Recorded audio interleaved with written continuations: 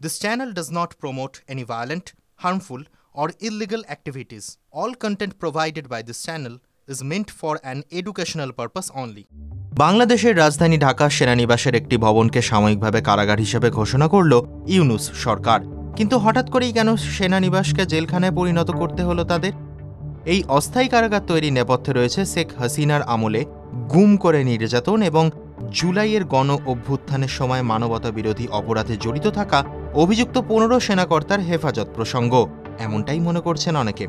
ইতিমধ্যেই এই অভিযুক্ত সেনাকর্তাদের হেফাজতে নিয়েছে বাংলাদেশের সেনাবাহিনী, আর তারপরই গঠন অস্থায়ী জেলখানার। রবিবার বাংলাদেশের স্বরাষ্ট্র মন্ত্রক একটি বিজ্ঞপ্তি জারি করে জানিয়েছে, ঢাকা সেনানিবাসের বসার রোড সংলগ্ন MES বিল্ডিংকে সাময়িকভাবে জেলখানা হিসেবে রূপান্তর করা হয়েছে।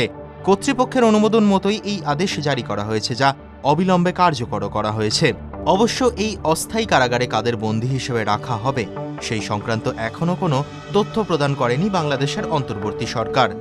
গত বুধবার আন্তর্জাতিক অপরাধ ট্রাইব্যুনালে ৩টি মামলায় বাংলাদেশের ২৫ জন কর্মরত এবং অবসরপ্রাপ্ত সেনাকর্তার বিরুদ্ধে গ্রেফতারি পরোয়ানা জারি করা হয়, যার মধ্যে ১৫ জন এখনও সেনাবাহিনীতে কর্মরত এবং একজন অবসর নেওয়ার আগে ছুটিতে রয়েছেন। এই ১৬ জনের মধ্যে পূর্বতন শেখ হাসিনা সরকারের সামরিক সচিব মেজর জেনারেল কবির আহমদ ছাড়া বাকি সকলকেই হেফাজতে নেওয়া হয়েছে। অবশ্য সেনার অ্যাডজুটেন্ট জেনারেল মেজর হাকিমুজ্জামান সাংবাদিক বৈঠকে জানিয়েছেন, কবির আত্মগোপন করেছেন, তাই তাঁর হদিশ পাওয়া সম্ভব হয়নি। কিন্তু এদের বিরুদ্ধে কী অভিযোগ? বাংলাদেশের বিভিন্ন সংবাদ মাধ্যম অনুযায়ী শেখ হাসিনার আমলে গুম করে নির্যাতন এবং জুলাই গণ অভ্যুত্থানের সময় মানবতা বিরোধী অপরাধে জড়িত থাকার অভিযোগেই এদের হেফাজতে নিয়েছে সেনা। অবশ্য কেন গ্রেফতার করা হয়নি তাদের সেই নিয়ে প্রশ্ন তুলেছে একাংশ।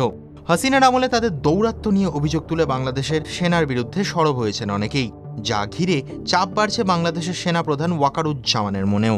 TV9 Bangla digital.